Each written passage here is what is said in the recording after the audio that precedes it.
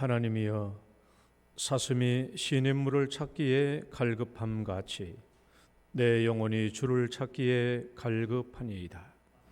내 영혼이 하나님 곧 살아계시는 하나님을 갈망하나니 내가 어느 때에 나가서 하나님의 얼굴을 배울까. 아멘. 사랑과 은혜가 많으신 하나님 아버지, 오늘도 우리가 하나님을 배우고자 이 예배 자리에 올라왔습니다. 성삼위 하나님, 오늘도 우리 가운데 충만하게 임재하시고 저희들을 만나주시고 저희들에게 말씀하여 주시고 저희들의 각자의 심령마다 합당한 은혜를 베풀어 주옵소서. 예수님 이름으로 기도드립니다. 아멘. 찬송가 3장입니다.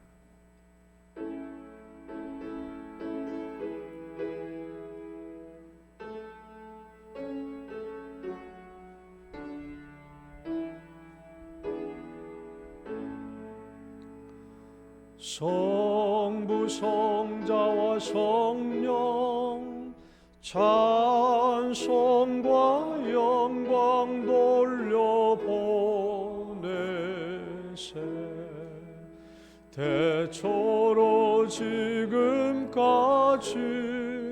또 영원 무궁토록 성삼위께 영광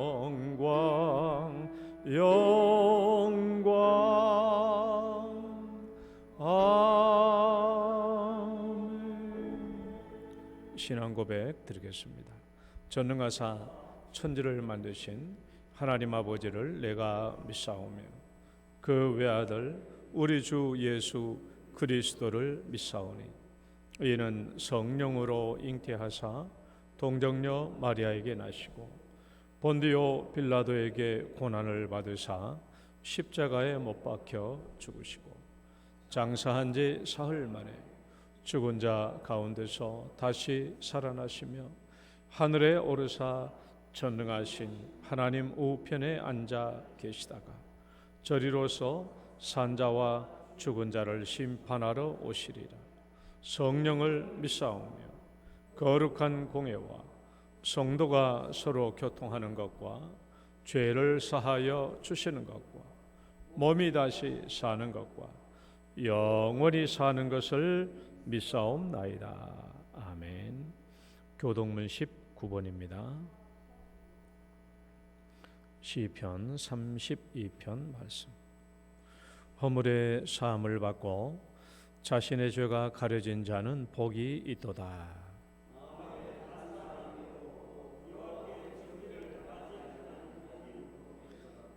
내가 입을 열지 아니할 때에 종일 신음함으로 내 뼈가 쇠하였도다.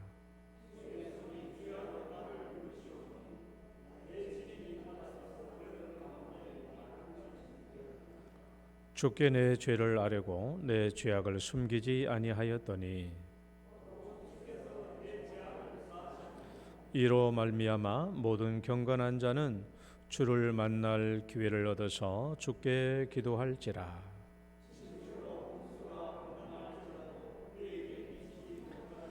주는 나의 은신처이오니 환난에서 나를 보호하시고 너희 의인들아 여호와를 기뻐하며 즐거워할지어다. 마음이 정직한 너희들아 다 즐거이 외칠지어다. 아멘. 앉으셔서 찬송가 43장입니다.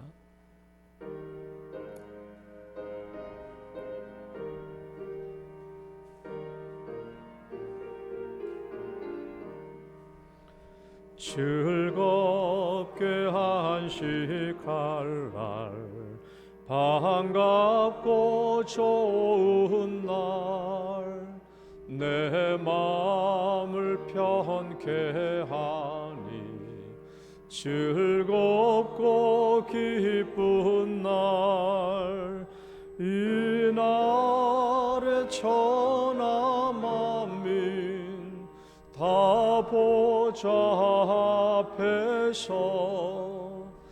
참되신 삼일체 다 찬송 부르네. 이날의 하늘에서 새 양식 내리네. 성회로 모이라고 종소리 울리네. 복음의 밝은 빛은 온 세상 비치며 또 영생물이 흘러 시원케 하시네. 이 주일 지킴으로 새 은혜 입어서 영원히 쉬는 곳에 다 올라갑시다. 성부께 찬미하고 성자와 또 성령 참되신 삼일체 다 찬송 부르세. 아멘. 조주철 장로님 기도 인도하시겠습니다. 믿음의 주여, 우리를 온전케 하시는 하나님을 바라보며 오늘도 하나님이 전에 예배자를 불러주신 하나님 참으로 감사드립니다.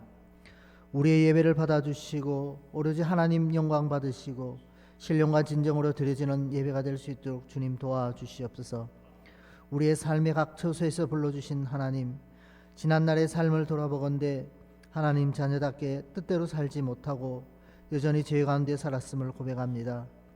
주님 용서하여 주시고 연약한 우리를 도와주시고 말씀 앞에서 겸손하게 자신을 돌아보고 주의 자녀로 다시 회복되는 예배가 될 수 있도록 주님 인도하여 주시옵소서. 바람 가운데도 계시지 아니하고 불 가운데도 계시지 아니하고 세미한 음성 가운데 계신 하나님을 만난 엘리야처럼 우리가 분주한 삶 가운데서도 하나님의 세미한 음성을 듣고 하나님의 말씀에 귀 기울이게 하시고 말씀에 순종하는 저희들 되게 하여 주시옵소서.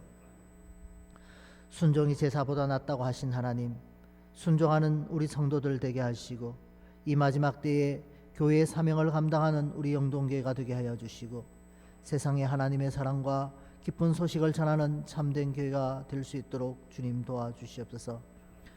두 번에 걸쳐 진행된 이웃 초청 예배를 갖게 하여 주심을 참으로 감사드립니다.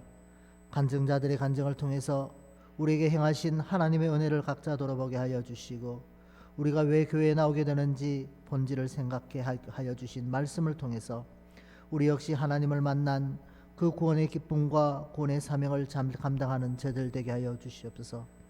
복음을 처음 만난 이들이 믿음의 뿌리를 잘 내리게 하여 주시고 복된 삶을 살 수 있도록 주님 인도하여 주시옵소서. 하나님, 우리 주일학교를 인도하여 주시옵소서.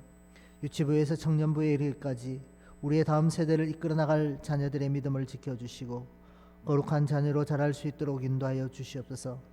수고하여 주시는 교육자들과 교사들에게 먼저 복을 내려주시고 이들의 믿음과 사랑 속에서 자라는 아이들의 믿음이 또한 주의 뜻대로 잘 자랄 수 있도록 주님 도와주시옵소서. 성경학교와 수련회를 준비하는 가운데 있습니다.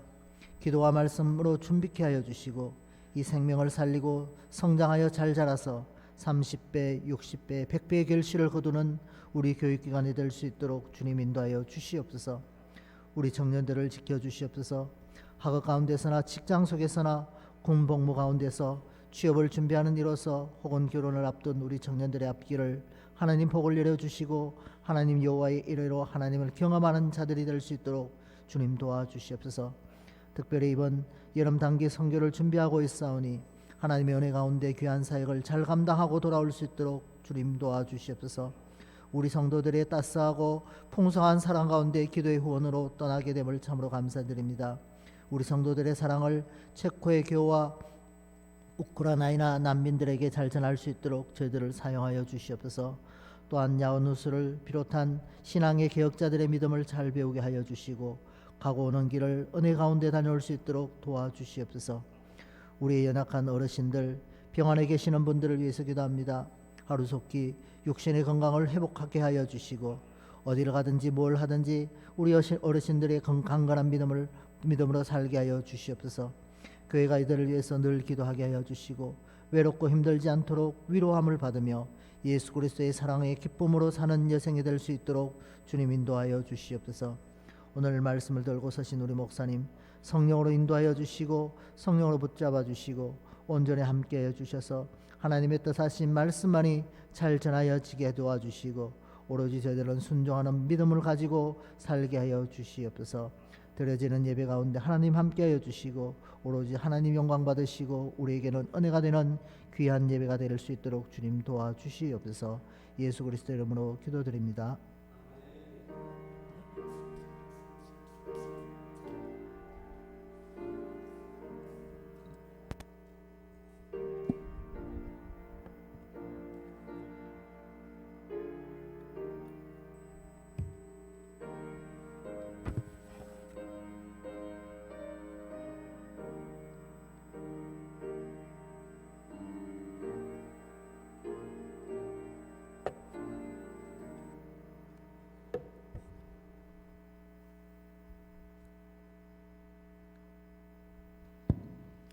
함께 찬양 드리겠습니다. 괴로울 때 주님의 얼굴 보라.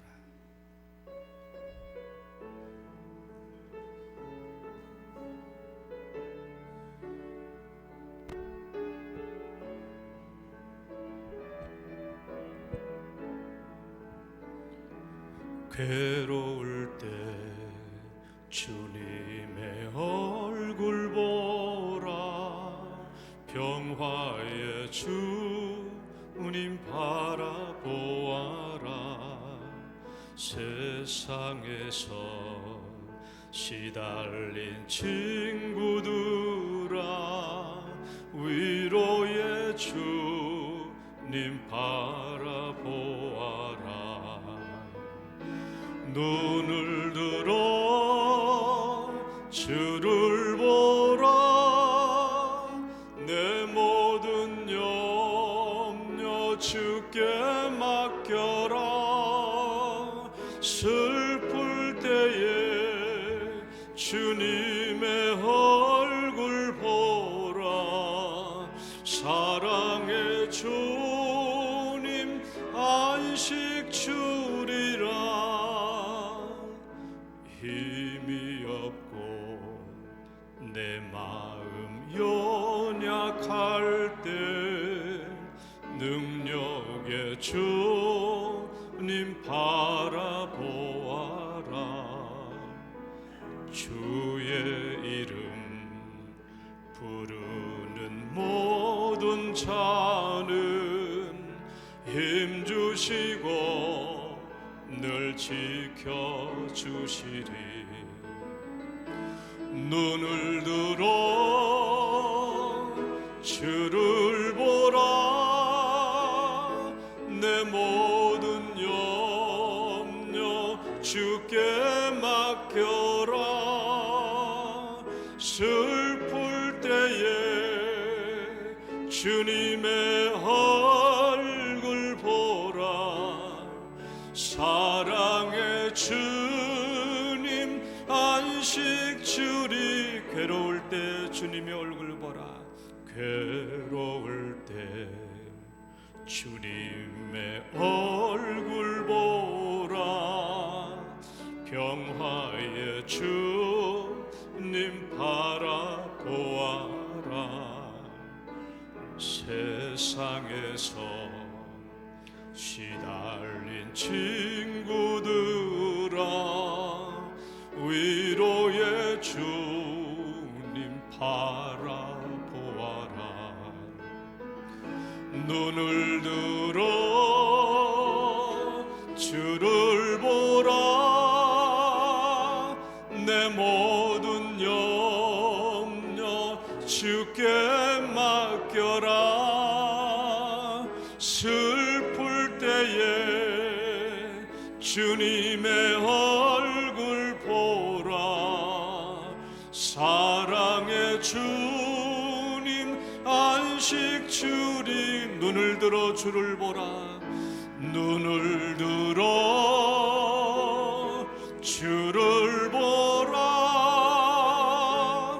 내 모든 염려 주께 맡겨라.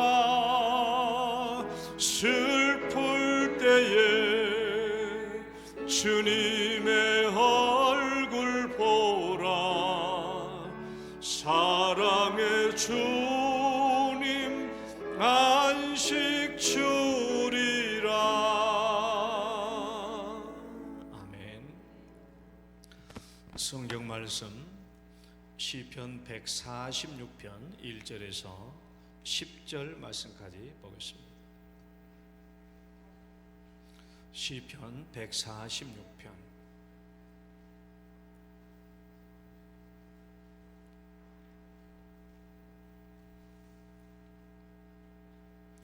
교독하겠습니다. 할렐루야. 내 영혼아 여호와를 찬양하라.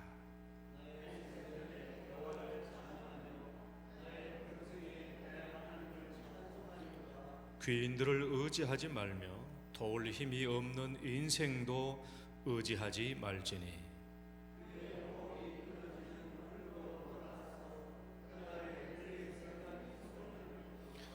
야곱의 하나님을 자기의 도움으로 삼으며 여호와 자기 하나님에게 자기의 소망을 두는 자는 복이 있도다.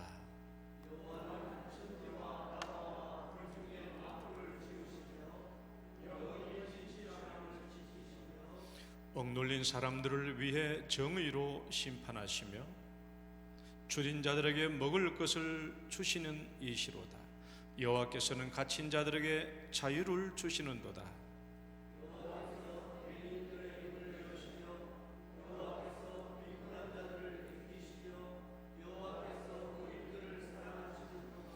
여호와께서 나그네들을 보호하시며 고아와 과부를 붙드시고 악인들의 길은 굳게 하시는도다.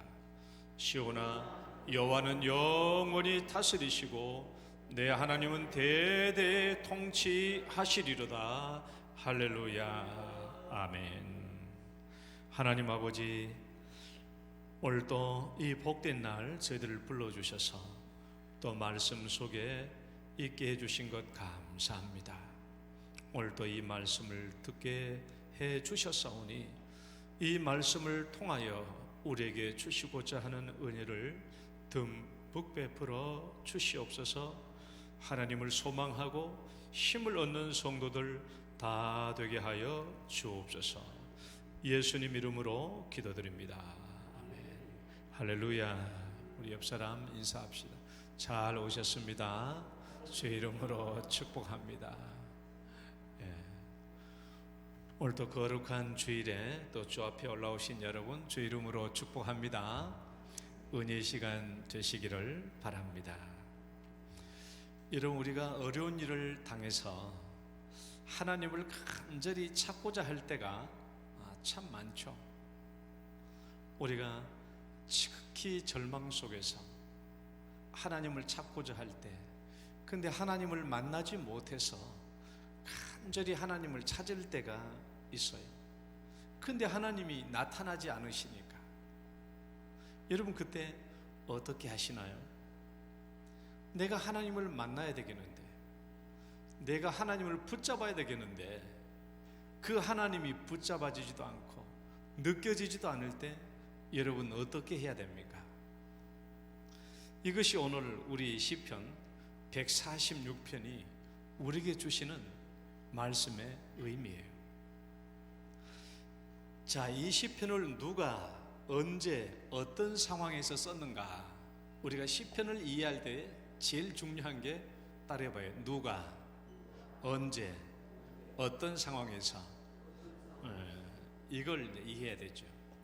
우리가 시를 이해할 때는 텍스트 그 자체만 가지고도 이해할 수 있지만은 우리가 정기적인 배경을 가지고 이해할 때 이 시를 좀 더 깊게 이해할 수가 있습니다. 이 시는 누가 썼지? 언제 쓰여진 거지? 어떤 상황에서 쓰여진 거지? 이 질문을 가지고 146편을 보면 사실은 아무것도 안 나와 있어요. 누가 썼는지, 언제 썼는지, 어떤 상황에 써 있는지 알 수가 없어요. 다만 우리는 이 시편이 시편 150편 중에서 마지막 146편에 위치하고 있다라는 거예요. 끝부분에 위치하고 있다라는 것이죠. 우리 이것만 알 수밖에 없는데, 이 시편은 우리가 보면은 이제 146편 위에 표제어라고 하는데, 예를 들어서 145편을 봐봐요. 표제어가 다윗의 찬송지라고 되어 있잖아요. 근데 146편 위에는 표제가 아무것도 없어요. 147편도 그렇고요, 148편도 그래요, 149, 150편도 그래요. 그 위에 표제가 없어요. 그러니까 누가 쓴지를 몰라. 근데 이제 우리가 이 성경을 70인 성경도 있고, 70인 성경을 헬라어로 이렇게 번역해 놓은 70인 성경도 있고, 이제 그 라틴 벌게이트라고 해가지고 최초로 라틴어로 번역된 성경도 있는데, 그런 70인 성경과 그 다음에 라틴 벌게이트 이 번역본에는 이 146편, 147편, 148편은 누구의 시라고 나와 있냐 그러면 학개와 스가랴의 시라고 되어 있어요. 학개와 스가랴가 쓴 시다. 우리는 그래서 대부분 146편부터 147, 148편을 학개와 스가랴가 쓴 시라고 생각하고, 그래서 이 시는 포로 후기죠. 포로 후기. 그러니까 바벨론 포로에서 돌아온 뒤에 쓰여진 시라는 거예요. 우리가 시편을 읽다 보면 바벨론 포로기 때에 쓰여진 시도 있고, 지금 이 시편 146편부터는 포로기 이후에, 그러니까 돌아온 뒤에 쓰여진 시다.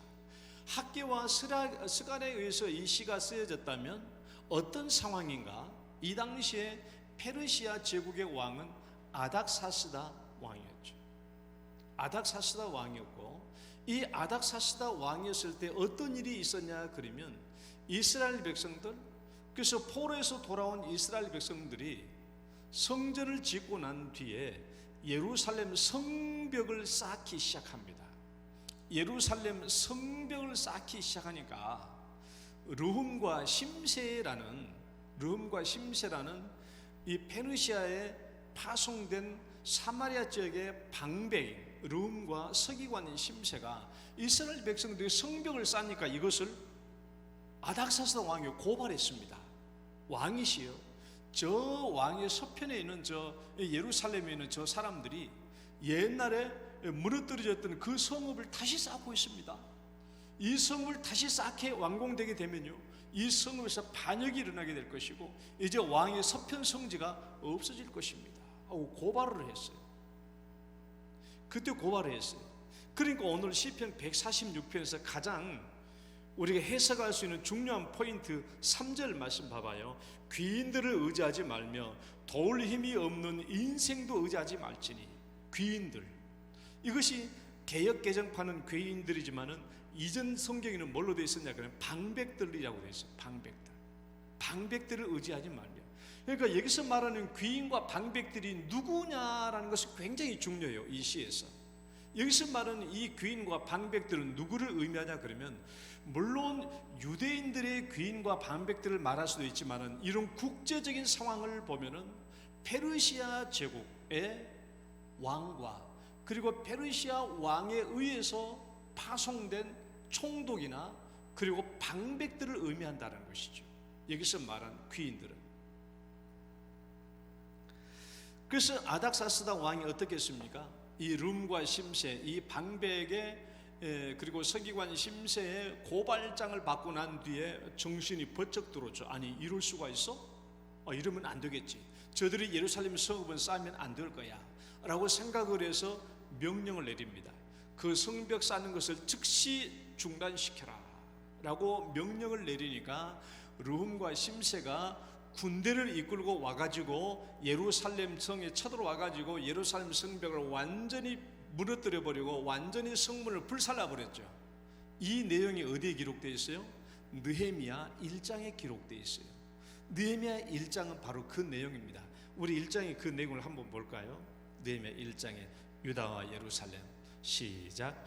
유다와 예루살렘 사람들의 형편을 물은즉 그들이 내게 이르되 사로잡힘을 면하고 남아있는 자들이 그 지방 거기에서 큰 환난을 당하고 능욕을 받으며 예루살렘 성은 허물어지고 성문들은 불탔다 하는지라. 내가 이 말을 듣고 앉아서 울고 수일 동안 슬퍼하며 하늘의 하나님 앞에 금식하며 기도하여.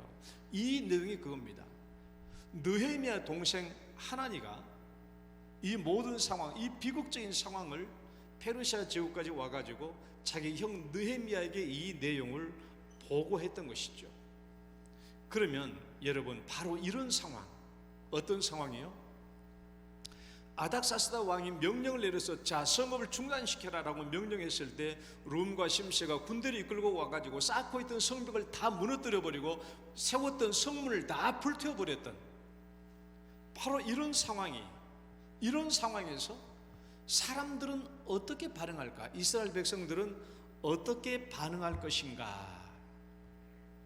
여러분 어떨까요? 한번 생각해 봐요. 우리 생각에는요, 아니 저런 이방인들이 와가지고 우리 하나님의 도성 예루살렘 성읍을 저렇게 무너뜨리고 불태워버리다니, 하나님이 살아계시면 하늘에서 불이 내려와가지고 저 사람들을 태워줘서 천벌을 내야 될 터인데 하나님은 아무런 반응도 없어요. 저 대적들이 와가지고 예루살렘 성읍을 불태워버리고 다 무너뜨려본데도 불구하고 우리 생각에는 저 하나님이 하늘에서 그냥 불을 내리서라도 저 대적들을 불살라버리면 좋을 것 같은데 하나님은 아무런 반응이 없어요. 하나님은 아무런 반응이 없어요. 하나님이 있는지 없는지 아무런 반응이 없어요. 이때의 사람들이 나타나는 반응은 두 가지입니다. 첫 번째는요, 사람을 의지하는 거예요. 첫 번째, 페르시아 제국 내 방백들과 귀인들과 권력자들을 의지하는 일이 발생하죠. 권력이 중요하구나. 사람이 권력이 중요하네. 줄을 잘 서야 되겠구나. 이 생각을 하게 됩니다. 그러니까 이 당시 때부터 어떻게 돼요? 유대인들의 대제사장과 그리고 귀인들과 이 귀족중들이 어떻게 했습니까? 느헤미야를 보면은 이방 사람들과 관계를 맺잖아요. 이방의 권력자 산발랏 도비아와 어떻게 합니까? 친인척 관계를 맺잖아요. 이방인들과 통혼을 하고 그들과 줄을 대지 않습니까? 그런 일이 발생해요. 하나님이 나타나지 않으니까. 두 번째, 이런 환경 속에서도요, 여전히 하나님을 절망 가운데서라도 하나님을 찾고 부르짖는 사람들은 있어요. 우리 생각에 하나님께서 하늘에서 불을 내려가지고 사람들을 불태워버리면 좋을 것 같은데 하나님은 눈에 보이지 않고 아무런 소식이 없고 하나님의 손길도 느껴지지 않을 때, 그때도 여전히 하나님을 향해서 절망 속에서 울부짖으며 기도하는 사람들이 있어요. 그런 사람들이 있습니다. 이 시편은 바로 이 사람들을 대변해서 쓴 시예요. 하나님의 손길이 느껴지지 않고 전혀 하나님이 눈에 보이지도 않을 때, 여전히 절망적일 때, 바로 그때 우리가 어떻게 해야 될 것인가에 대한 내용이 이 시편 146편의 내용입니다. 그러면 이제 오늘 이 시편은 나와 어떤 관계가 있는가? 이 시편은 오늘 나와 어떤 관계가 있나? 여러분, 이 성경을 오해하면 안 됩니다. 이 성경은 옛날에 쓰여진 성경이라고 생각하면 안 돼요. 이 성경은요, 시대를 초월해서 그 시대를 살고 있는 모든 사람들을 위해 쓰여진 성경인 줄 믿으시기 바랍니다. 오늘날 우리를 위해서 이 성경이 쓰여졌고 오늘까지 남겨져 있는 거예요. 따라해봐요. 시대를 초월해서 나를 위하여 쓰여진 성경, 그겁니다. 그러니까 우리는 이 성경을요, 옛날에 쓰여진 성경이라고 생각하면 안 돼요. 성경은 시대를 초월해서 모든 사람들에게 읽어지도록 쓰여진 성경이죠. 그러면 여러분, 이 성경은 오늘날 나를 위해서 쓰여졌어요. 그러면 이 시편 146편은 오늘 나와 무슨 관계가 있는가?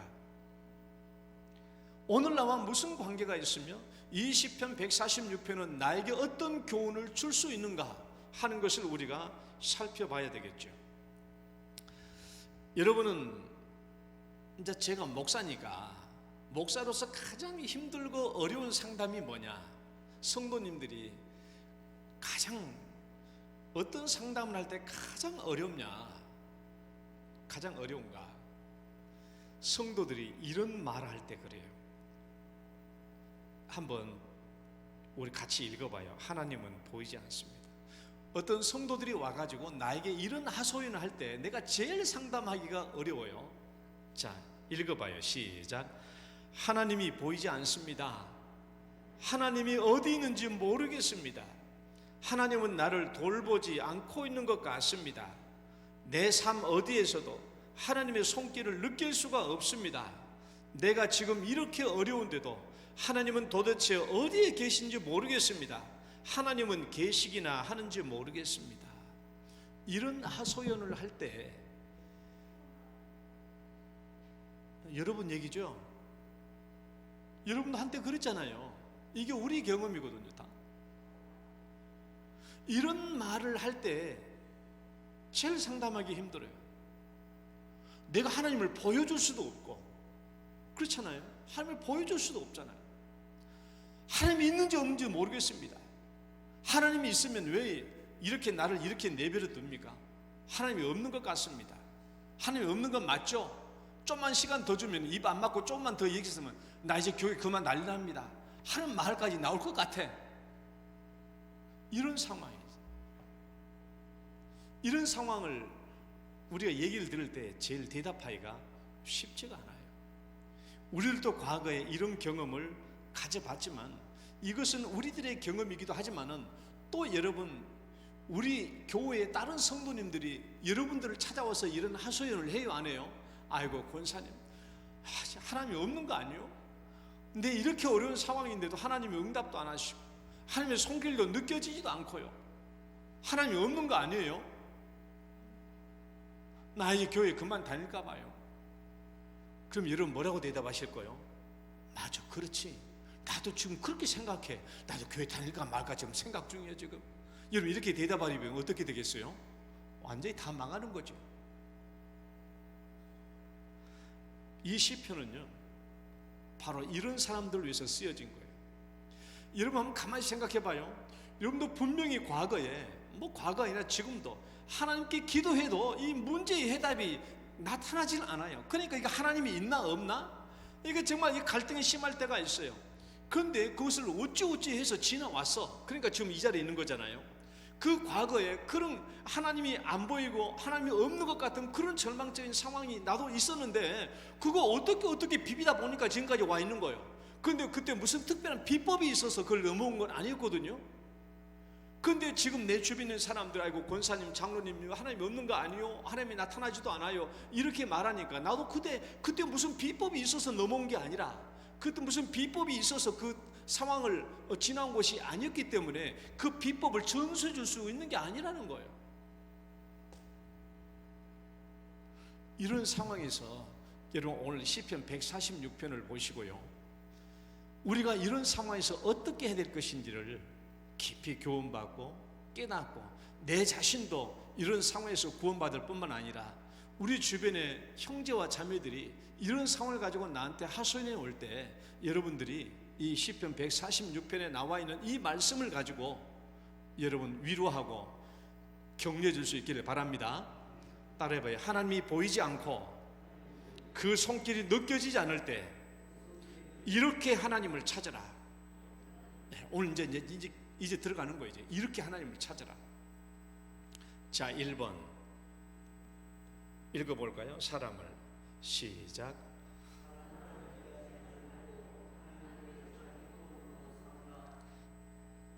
사람을 의지하지 말고 하나님을 자기 도움으로 삼아야 돼요. 어쩔 때요, 하나님이 눈에 보이지 않고 하나님의 손길이 느껴지지 않을 그때도 사람을 의지하지 말고 하나님을 자기의 도움으로 삼으라는 거예요. 하나님의 손길이 느껴지지 않고 하나님이 보이지 않을 때요, 우린 제일 먼저 우리 마음이 어떻게 되냐 그러면 사람을 향해서 가게 돼요. 사람을 향해서. 하나님의 역사가 보이지 않으니까.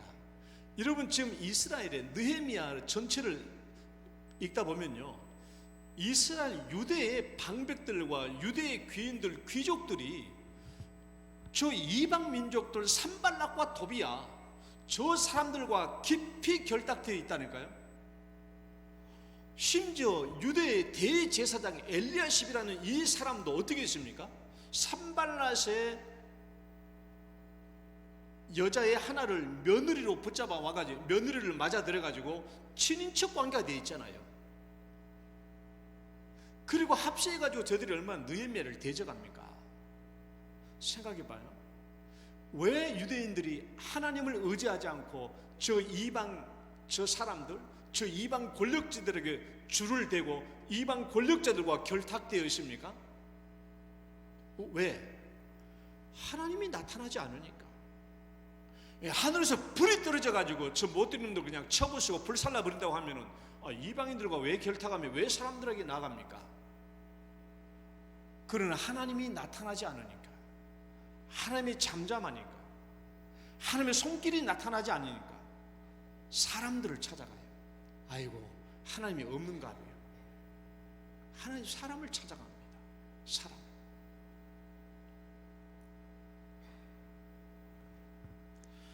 오늘 3절 말씀을 한번 읽어봅시다. 앞에 보고 귀인들을 시작.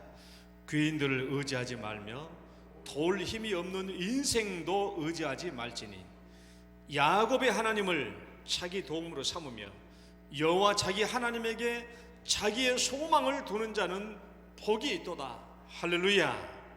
이 말씀의 배경을 잘 들어야 돼요. 여러분, 이렇게 말씀했잖아요.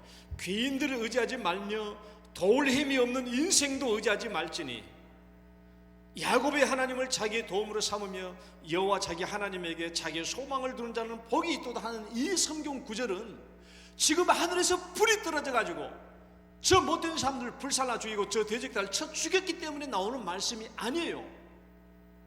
하나님은 잠잠하고 이 절망적인 상황에 있음에도 불구하고 여전히 하나님은 잠잠하고 어떤 손길도 나타나지 않는 상황에서 이렇게 시를 쓴 거예요. 하나님의 손길이 느껴지지 않고 하나님이 나타나야 할 이때에도 하나님이 나타나지 않고 있을 때에 지금 이 시를 쓴 거라고요. 사람들을 의지하지 말라고, 권력자들에게 줄대지 말라고, 권력자들과 결탁하지 말라고, 그들은 우리에게 도울 힘이 되지 못한다고. 그러나 이런 때도 끝까지 하나님을 도움으로 삼고 하나님께 소망을 두는 자가 복이 있다라고 말씀하고 있는 거예요. 그러니까 여러분, 우리가 신앙생활을 할 때 하나님이 눈에 보이지 않을 때도 많죠. 찾아도 안 나타날 때도 많아요. 여러분, 그럴지라도 우리는 마지막까지 어때요? 끝까지 이 하나님을 의지해야 돼요. 왜? 하나님을 끝까지 의지하고 찾고 찾으면 반드시 하나님은 우리에게 나타나 주시기 때문에 그렇습니다. 혹시 여러분들 중에 지금 하나님을 간절히 찾고 있는데 하나님이 나타나지 않고 있다, 하나님께서 내 기도에 응답하지 않고 있다라고 생각되시는 분이 있나요? 하나님, 내 정말 이 문제를 가지고 오랫동안 기도했는데 응답이 안 돼요. 하나님, 내 이 기도 문제에 우리 하나님 나타나 주세요. 하나님 나타나 주세요. 하나님의 손길을 보여주세요 라고 기도해도 아직도 여전히 하나님이 나타나지 않고 있다면 기도 그만하자 뭐. 응답도 안 되네. 그래서는 안 돼요. 중간에서 포기해서는 안 돼요. 하나님께서는 뭐라고 얘기하시냐? 바로 이런 때 더욱더 하나님을 의지하고 하나님께 소망을 두고 하나님을 구하고 찾으라는 거예요. 마침내 하나님께서 우리에게 복을 주시겠다. 하나님께서 반드시 우리에게 나타나 복을 주시니까. 다윗이 사울의 핍박을 피해서 이리저리 피하고 다닐 때 참 힘들었죠. 참 힘들었어요. 그때 요나단이 다윗을 찾아와요. 요나단이 다윗을 찾아옵니다. 요나단이 다윗과 마지막 만나는 그 장면이에요. 요나단이 다윗을 찾아와 가지고 다윗에게 이렇게 말합니다. 다윗은 이 도망자의 신세가 언제 끝날지도 모르는 이런 상황에 처해 있은 얼마나 힘들고 어렵습니까? 그때 요나단이 와가지고 다윗에게 이렇게 말해요. 한번 들어봐요. 읽어봐요. 요나단이 시작. 요나단이 일어나 수풀에 들어가서 다윗에게 이르러 그에게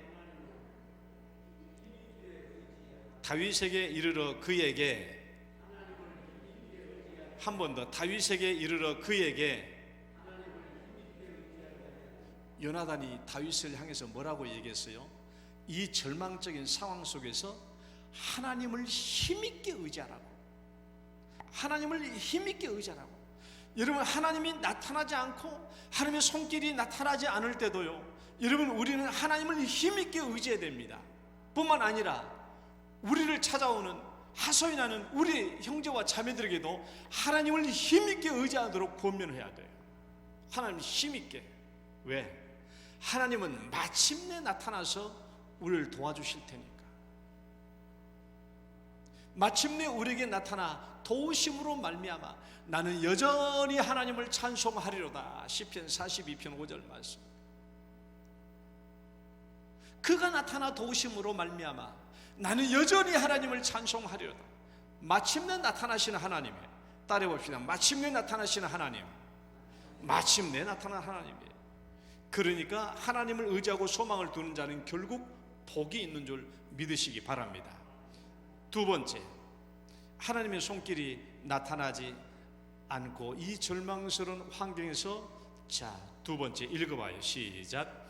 하나님이 돌보시는 9가지 사역의 현장을 지켜보라. 6절부터 9절 말씀이에요. 우리가 끝까지 하나님께 소망을 두고 끝까지 하나님을 찾아야 되는 그 이유가 뭡니까? 우리가 끝까지 하나님을 찾아야 되고 끝까지 우리 소망을 하나님께 두어야 되는 그 이유와 근거가 무엇이냐? 오늘 6절부터 9절 때문에 그래요. 자, 먼저 6절 말씀 읽어봅시다. 여호와는, 시작. 여호와는 천지와 바다와 그 중에 만물을 지으시며 영원히 진실함을 지키시며. 우리 하나님은 어떤 분이십니까? 우주와 만물을 창조하신 분이죠. 인간도 창조하시고 우주 만물을 창조하고 다스리시는 분이에요. 창조하고 그냥 놔둬버리시는 분이 아니에요.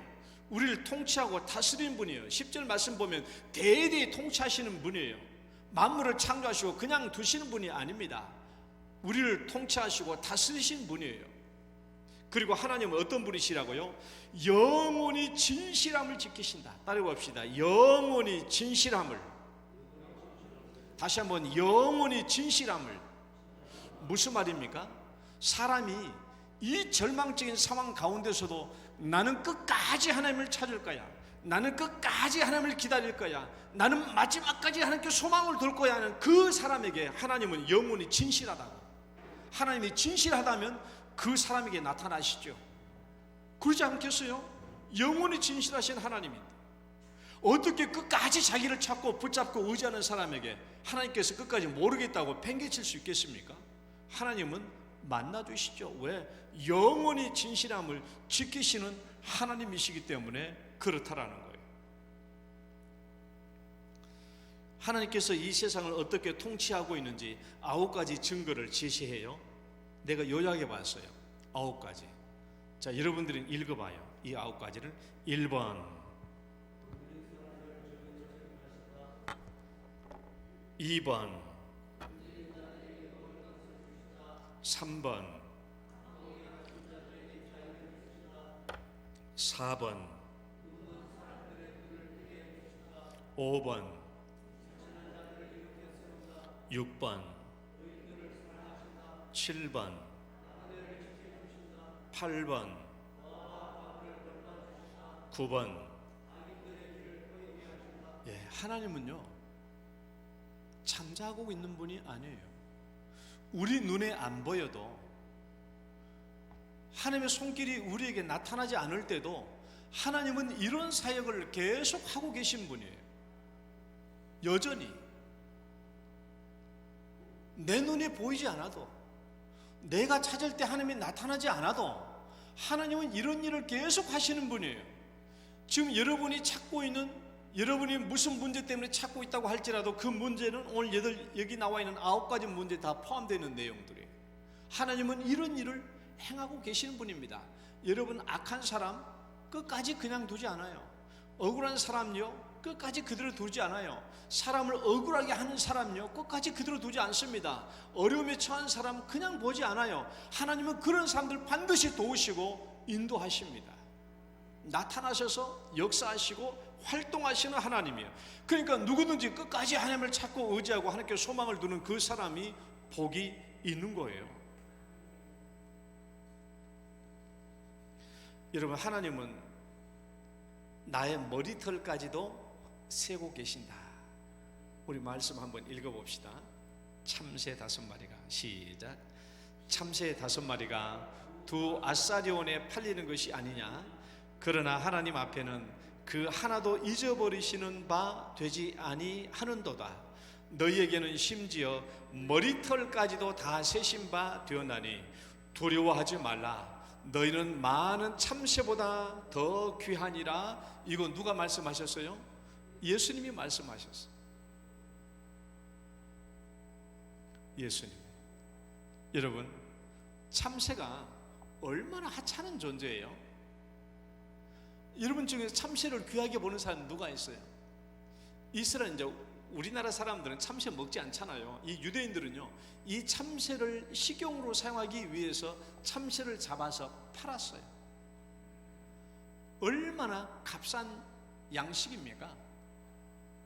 그렇다고 할지라도, 이렇게 팔려나가는 참새라고 할지라도 하나님은요, 이 인간 역사 속에서 참새 한 마리가 팔리는 것도 하나님은 다 알고 계신다라는 거예요. 그리고 그 참새도 돌보시는 하나님이시라는 거예요. 하물며 우리는 얼마나 이 참새에 비하면 큰 존재입니까? 왜? 우리 인간은 하나님의 형상으로 창조되었습니다. 우리 인간은 그냥 인간이 아니에요.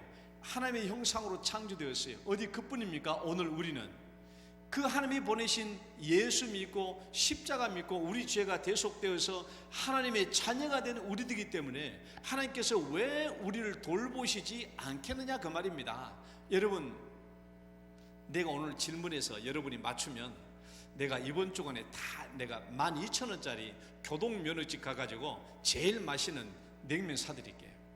내가 오늘 이 문제 맞추면 교동면허증 가면 제일 맛있는 냉면이 12,000원짜리예요. 맞추시면 제가 여러분 다 사드릴게요. 대신에 못 맞추면 여러분들이 다 사줘야 돼.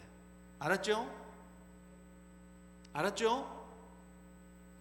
얼마나 기회 좋냐고. 이런 핑계대고 목사님 한번 냉면 사드리면 되지. 문제 냅니다. 지금 무슨 문제 낼까요?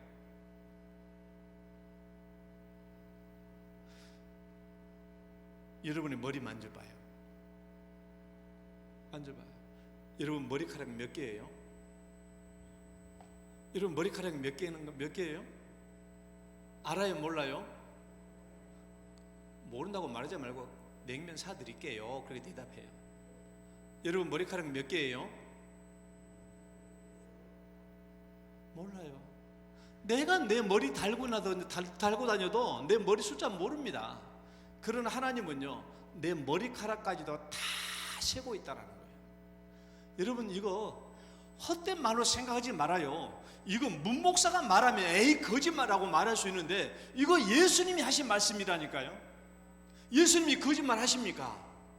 사람은 거짓말도 예수님이 어떻게 거짓말해요? 문목사가 이렇게 말하면 에이 거짓말하고 말해도 상관이 없지만은 예수님이 하신 말씀이라니까요. 하나님은 내 머리털까지도 다 세시고 있는 분이에요. 그러니까 내 일거수일투족과 내 마음의 상황과 모든 걸 다 알고 계시는 분이에요. 그렇기 때문에 내가 끝까지 하나님을 의지하고 하나님을 찾고 하나님께 소망을 둔다면 하나님은 반드시 우리에게 나타나실 줄 믿으시기 바랍니다. 세 번째, 마지막, 읽어봐요. 시작. 소망으로 찬양하고 믿음으로 찬양하라. 여러분 오늘 1절과 2절과 10절 말씀인데요, 1, 2절이 하나님 할렐루야 하나님을 찬양하잖아요. 10절도 영원히 하나님은 우리를 대대에 우리를 다스린다고 고백하고 있잖아요. 이 찬양과 고백을요 간단하게 단순하게 생각해서는 안 돼요. 이 고백이 언제 어느 상황에서 나왔냐라는 거예요. 야, 하나님의 손길이 느껴질 때, 하나님이 기적처럼 하늘에서 불이 땅에 떨어져 가지고 악한 대적을 불살라 버릴 때 이런 고백이 나온 게 아니에요. 그때 이런 고백이 나온 게 아니라 아무리 기도해도 하나님이 나타나지 않고 저 대적들은 길이길이 날뛰고 우리의 모든 성읍들의 문들을 부셔버리고 불태워버리고 하나님은 나타나야 될 것 같아 나타나지도 않고 이런 절망적인 상황, 하나님께 두 손 들고 부르짖어도 하나님은 전혀 미동도 하지 않는 이런 상황에서 하나님을 찬양하고, 그래도 하나님은 대대 우리를 통치하고 다스린다라고 고백하고 있다라는 거예요. 이런 상황에서도 우리 1, 2절 말씀 읽어봐요. 할렐루야. 시작. 할렐루야. 내 영혼아 여호와를 찬양하라. 나의 생전에 여호와를 찬양하며 나의 평생에 내 하나님을 찬송하리로다. 따라해봐요. 내 생전에, 내 평생에. 여러분, 내 생전에 내 평생이란 말은 뭐예요? 내가 살아서 죽을 때까지 말 아닙니까? 살아서 죽을 때까지 절망적인 상황이 얼마나 많아요. 하나님을 찾아도 하나님이 보이지 않을 때 얼마나 많아요. 하나님께 기도해도 응답되지 않을 때가 얼마나 많아요. 그 생전에 내 평생에, 그럴지라도 하나님이 응답하지 않고 하나님의 손길이 느껴지지 않을 때라도, 절망적인 상황이 계속된다고 할지라도 그때에도 내 평생에 하나님을 찬양하라는 거예요. 하나님이 나타나니까 찬양하라는 거예요. 여러분, 하늘에서 불이 떨어지면 찬양하란 말 아니도 다 찬양합니다. 그러나 그때 말고 울부짖고 하나님을 부르짖어도 응답이 없고 하나님이 미동도 하지도 않고 이러면 바로 그때에도 하나님을 찬양하라는 거예요. 내 평생에 하나님을 찬송하라고 얘기하고 있잖아요. 왜? 읽어봐요. 10절 말씀 시오나. 시작. 시오나 여호와는 영원히 다스리시고 내 하나님은 대대히 통치하시리로다. 할렐루야. 예, 이 하나님이 영원히 통치하고 대대히 통치하니까 내가 하나님이, 내 눈에 하나님이 보이지 않고 내 손길이 하나님의 느낌이 오지 않는다고 할지라도 하나님이 여전히 이 세상을 통치하고 다스리고 있거든요. 여전히.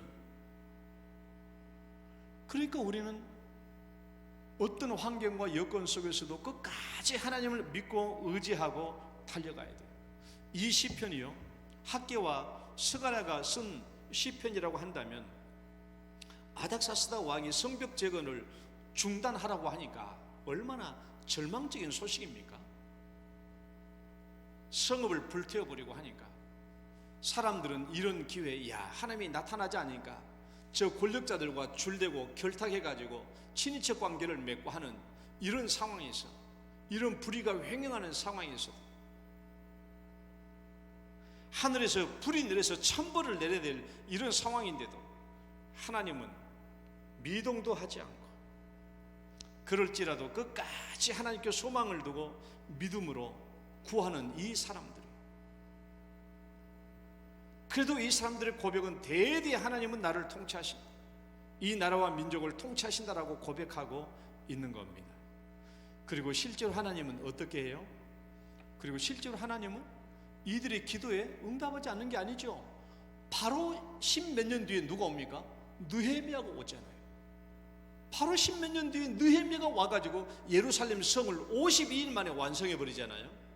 그런 대적들이 많이 나타난다고 할지라도 하나님이 그런 일을 이루시는 분이에요. 마침내 하나님을 찾으면 하나님께서 나타나시고 복을 베풀어 주시고 일을 이루실 줄 믿으시기 바랍니다. 결론입니다. 여러분, 우리가 실제로 우리가 일평생, 80평생, 90평생, 요즘은 80평생, 90평생까지 다 여러분 살 걸로 그럼 생각하고 계시죠? 우리가 일평생 동안 실제로 하나님을 정말 피부적으로 느낄 정도로, 내 피부에 느낄 정도로 하나님의 손에 만져보고 하나님의 손길이 나타나고 하나님의 눈에 보이는 적이 몇 번이나 될까요? 우리 일평생 동안에 우리 7, 80평 동안 살면서, 야, 실제로, 야, 대단하게 하나님이 나타나 마치 하늘에서 불이 떨어진 것처럼 이런 하나님의 역사와 나타남, 이런 걸 몇 번 정도 경험할까요? 내 생각에 여러분, 우리 일평생 신앙생활에도 이렇게 손에 붙잡힐 듯이 하나님의 역사가 나타나는 이런 현장을 경험하는 것은요, 일평생 동안 아마 내 생각에 많이 경험해 본 사람은 10번 정도 할까. 대부분 한두 번 하다가 끝납니다. 그리고 나머지 기간은 다 뭐예요? 그럴지라도 여전히 하나님을 믿고 의지하고 사는 거예요. 이게 신앙입니다. 하나님이 직접 내 눈에 보이지 않고 내 손길에, 하나님의 손길이 내 손길에 닿지 않는다고 할지라도 여전히 하나님은 나를 통치하고 다스리고 계심을 믿고 살아가는 거, 이거 신앙이에요. 신앙입니다. 그러니까 잠시 한두 번, 잠시 일정 기간 동안에 하나님이 나타나지 않을 수도 있어요. 그럴지라도 우리는 하나님이 나를 보고 계시고 나를 통치하고 계시는 것을 잊어서는 안 돼요. 여러분들도 분명히 나처럼 그런 경험을 했을 것입니다. 오늘 우리 손지는 장로님이 서린이와 함께 있기 때문에 두 사람을 비유해서 얘기를 해볼게요. 손지는 장로님도 분명히 이런 못된 짓을 했을 거예요. 서린이 데리고. 잘 들어봐요. 서린이 데리고 공원에 놀러 갔어. 서린이가 1살, 2살 막 걷기 시작했을 때 공원에 이제 놀러 가니까 서린이 좋아가지고 모래에 막 묻히고 막 열심히 놀고 있는데 손지는 장로님이 아주 못돼가지고 살짝 숨어본 거야. 서린이 저거 나 없으면 어떻게 된가 싶어가지고 살짝 숨어봤어. 그 서린이는 열심히 아빠 뒤에 있는 줄 알고 열심히 막 머리 갖고 막 놀고 있는 거야. 놀고 있는데 뭔가 분위기가 이상해. 획 돌아보니까 아빠가 없네. 그러니까 어때요? 아빠가 없으니까 벌떡 일어나잖아요. 두리번두리번 거려요. 그때 서린이 얼굴 표정이 어떻습니까? 불안한 눈빛. 얼굴에 그 불안한 표정이 역력하게 보이잖아요. 벌떡 일어나가지고 어때요? 아빠 찾잖아. 아빠 찾잖아. 그래도 아빠가 대답이 없네. 더 크게 불러. 아빠! 이상하죠. 남자 목소리가 좀 이상한데, 그지? 여자 목소리로 서리가 직접 부르면 좋은데, 아빠! 대답이 없어. 또 돌려보면서 아빠! 없어. 막 사방에 달려가면서 아빠! 하고 소리가 점점 커지죠. 장로님은 못돼가지고 뒤에 숨어가지고 나갈까 말까 나갈까 말까 하다가 아이가 이런 표정을 더 보고 싶어가지고 더 참고 있는 거예요. 근데 여러분, 아빠가 언제까지 숨을 수 있어요? 아빠가 언제까지 숨어 있을 수 있겠냐고. 아이가 견딜 수 있을 만큼 숨어 있어요. 영원히 숨어 있지 않아요. 때가 되면 나타납니다. 아빠가 나타나죠. 그때 아빠가 어떻게 나타나요? 까꿍 하고 나타나죠. 따라해봐요. 까꿍. 아니, 손예린 장로님이 따라해야지. 까꿍. 또는 짜잔 하고 나타나죠. 또 뭐라고 그래? 여기 있다 하고 나타나잖아요. 여기 있다. 그러면 서린이 막 얼굴에 눈물 범벅이 돼 있다가 금세 웃어버리잖아요. 여기 있다 하니까 금세 웃어버려요. 여러분, 하나님이 언제까지 우리에게 숨어 있을 수 있을까요? 저는 영원히 숨어 있다고 생각지 않아요. 내가 반드시 하나님을 만나야 되고 하나님을 찾아야 된다고 한다면 하나님은요, 영원히 숨어 있지 않아요. 때가 되면 반드시 나타납니다. 때가 되면 반드시 우리에게 나타나요. 처음에는 하나님 불러도 대답이 없을 수 있죠. 그러면 하나님 불러요. 그래도 안 나타나면 더 큰 소리 불러요. 하나님 부릅니다. 그래도 안 나타나면 아버지 하고 부릅니다. 어쩌면 우리 얼굴에 눈물이 뒤범벅될 수도 있어요. 그러나 하나님은 마침내 나타나십니다. 짜잔 하고 나타나요. 까꿍 하고 나타나요. 여기 있다 하고 나타나요. 여러분, 하나님이 나타나실 때 그냥 나타나는 게 아니에요. 우리에게 복이 되도록 나타나시는 분입니다. 그래서 여러분, 하나님이 눈에 보이지 않고 하나님의 손길이 우리에게 나타나지 않는다고 할지라도요, 여러분, 그때도 계속 하나님은 나를 보고 계시며 그때도 하나님은 나를 통치하고 계심을 믿고 여러분 끝까지 하나님을 찾아 나서면은 하나님은 반드시 우리에게 나타나시고 우리에게 도움을 주실 줄 믿으시기 바랍니다. 이 말씀 읽고 마칩시다. 내가 여호와를 기다리고, 시작. 내가 여호와를 기다리고 기다렸더니 귀를 기울이사 나의 부르짖음을 들으셨도다. 나를 기가 막힐 웅덩이와 수렁에서 끌어올리시고 내 발을 반석 위에 두사 내 걸음을 견고하게 하셨도다. 기도합시다. 하나님 아버지 감사합니다. 우린 때로 신앙생활 하다 보면은 우리가 하나님을 만나야 될 터인데 하나님이 눈앞에 보이지 않아서 절망스러울 때도 참 많았지만, 그러나 오늘 성경 말씀을 통하여 우리 하나님은 반드시 우리를 지켜보고 계시며 다스리시며 통치하시며 우리에게 나타나 주실 줄 믿고 끝까지 하나님을 찾고 의지하고 소망을 두라고 말씀을 드렸습니다. 하나님, 이 말씀대로 우리에게 나타나시는 하나님, 우리에게 역사하시는 하나님이 되어 주시옵소서. 예수님 이름으로 기도드립니다. 아멘. 찬송가 308장입니다.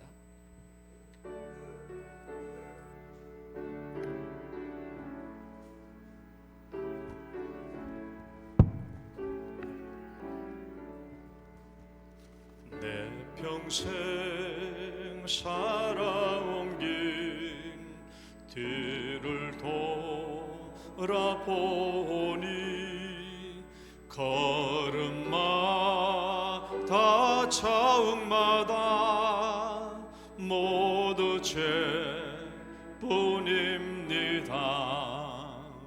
우리 죄를 사하신 주의 은혜 크시니 골고다 언덕길을 주님 바라봅니다. 나같이 못난 인간 주님께서 살리려 하늘나라 영광 보며 모두 버리시었네. 낮고 낮은 세상에 사람 형상 입으신 하나님의 큰 사랑 어디에 견주리까. 예수님 나의 주님 사랑의 주 하나님, 이제 나는 예수님만 높이면서 살겠네. 나의 남은 인생길 주와 함께 살면서 주님 사랑 전하며 말씀 따라 살겠네. 아멘. 아버지 감사합니다. 주님께서 우리에게 물질의 복을 베풀어 주신 대로 하나님, 저희들도 하나님께 감사하여 11조의 예물로 고백하며 주님께 올립니다. 주님께서 기뻐 받으시고 이 11조의 예물을 하나님께서 큰 영광으로 거두어 주시고 사랑하는 가족들, 사랑하는 그들의 손길과 가정의 직업과 생업과 계획과 기도 위에 하나님이 형통케 하시고 하나님의 큰 은혜와 복으로 갚아 주시옵소서. 허튼 곳에 물질 빠지지 않게 하시고 하나님 이들을 잘 보호하시며 이들이 더욱더 복된 길로 하나님께 영광 돌리게 하여 주옵소서. 감사 예물과 또 성교 구제 헌금과 일천 번제 예물과 각종 예물로 주 앞에 올립니다. 하나님의 이 모든 예물들 위에도 기쁨으로 영광으로 거두어 주옵소서. 오늘 또 예배 드리며 주 앞에 나온 사랑하는 귀한 성도님들, 하나님께서 다 머리털까지 세신 바 되었사오니 하나님께서 지켜주시고 돌봐주시며 마침내 응답하여 주옵소서. 예수님 이름으로 기도드립니다. 아멘.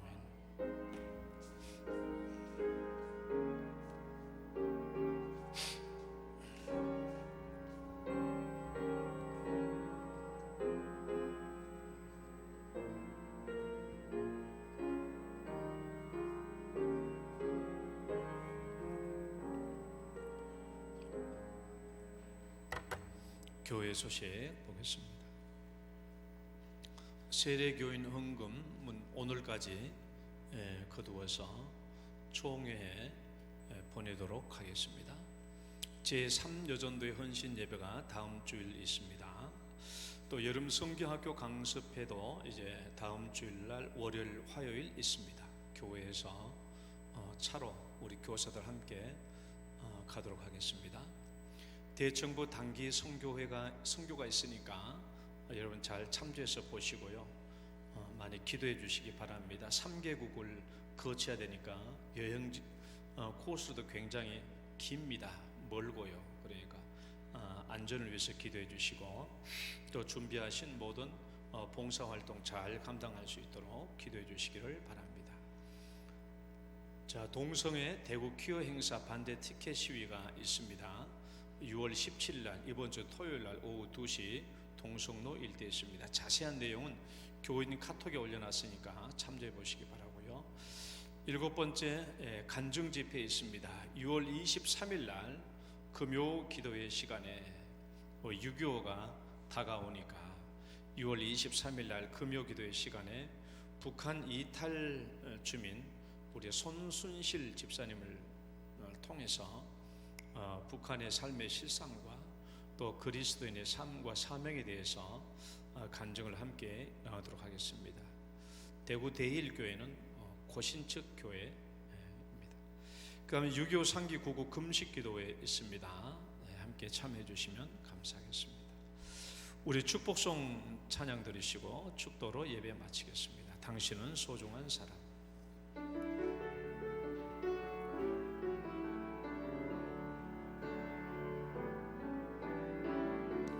당신은 소중한 사람,